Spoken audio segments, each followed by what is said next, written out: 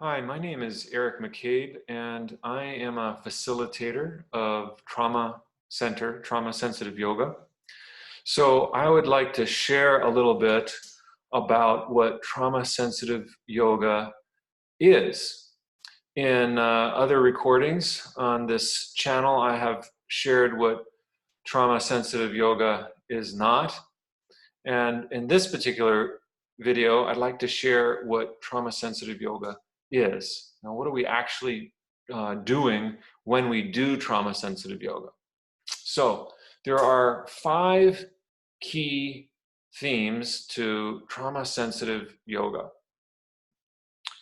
The first one is making choices. So we're using yoga as an opportunity to practice making choices.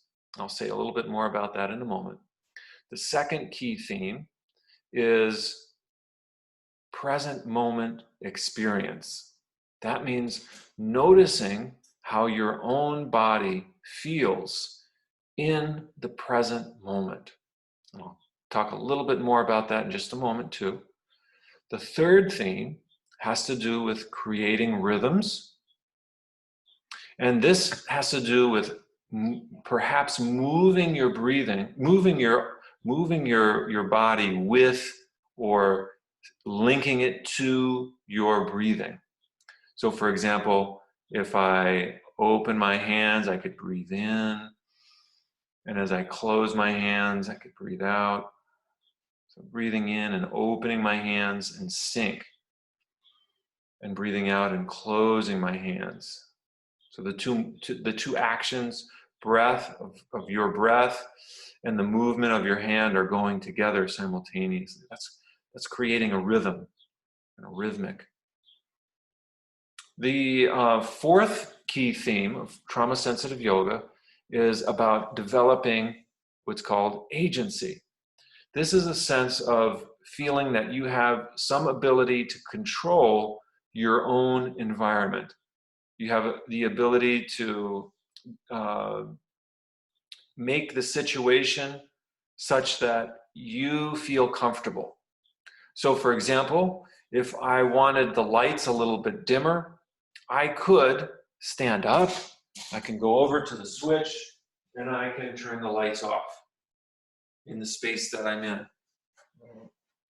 So it means noticing what's around you, and if there's anything at all that you could do to change the situation to make it so that you feel that you have a sense of ownership over your environment, even if it's a small thing like turning the light switch off, or maybe turning your temperature.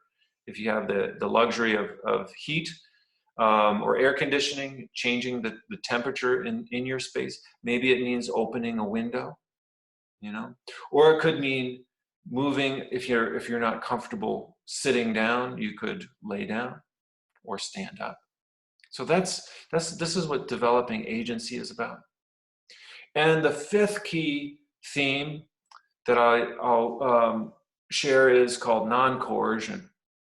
And this means that myself as a facilitator is committed to not telling anybody what they should be doing with their own body.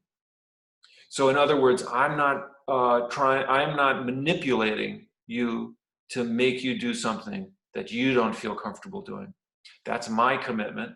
And so as a facilitator, I'm creating the space for you to explore on your own what your own body is feeling without me trying to interfere. So non-coercion, another way of saying is that the facilitator doesn't interfere with your own process. So just briefly, making choices, that first one that I mentioned, this is a key aspect of trauma-centered, trauma-sensitive yoga. One trauma center yoga student said, "You can't remind me enough that I have choices," right? So at the root of trauma and PTSD is an experience that involves extreme lack of choice. That's kind of part of what trauma, that's how one way we can define trauma is an extreme lack of choice. With specific yoga exercises, we can invite folks to begin to make choices again in direct relation to their experiences. So what we're doing in a trauma-sensitive yoga class is we're using the yoga practice as an opportunity to choose how we want to move our own body. And what that does is we are creating the opportunity for you to practice making choices. That ability to choose may have withered as a result of trauma. It may be compromised. It might be, for many trauma survivors, it's a challenge to make a choice, to choose, I'm going to do this or I'm going to do that. And so what we're doing in a trauma-sensitive yoga class is making choices on purpose with our own body. We're choosing, I say, okay, you have the choice to bring your arm up over your head like this, or maybe you could bring it over your head like this. So you have a choice there. You can bring it this way or that way. So it's just one simple example of how choice might be used in a trauma-sensitive yoga class. The second theme about being in the present moment. What does that mean? What does that mean to be in the present moment? Well, when you're in the present moment, your physical body is in sync with your neurophysiological reality. What does that mean? Well, the signals that we're getting from our environment are consistent with what we're feeling inside. That may be another way to say it. The signals that your senses are receiving from your external environment are in sync with what you're actually feeling on the inside of your body. And so we practice being in the present moment by noticing what's actually going on in our physical body, noticing physical sensations. That's how we come into the present moment. So like if I were to clench my fingers together, there might be a sensation there that I feel in the palm of my hands or maybe the back of my hand. I might feel something there, and if I release it, I release my hand, I might notice a change there in how my hand feels. That's what it means in a trauma-sensitive yoga class to be in the present moment. Okay? The goal, this is a statement from Dr. Bessel van der Kolk, the founder of the Justice Resource Institute, the Trauma Center in Brookline, Massachusetts. He writes, "The goal of treatment of trauma is to help people live in the present without feeling or behaving according to irrelevant demands belonging to the past." So oftentimes we might not realize it, but we're playing out something that happened in the past.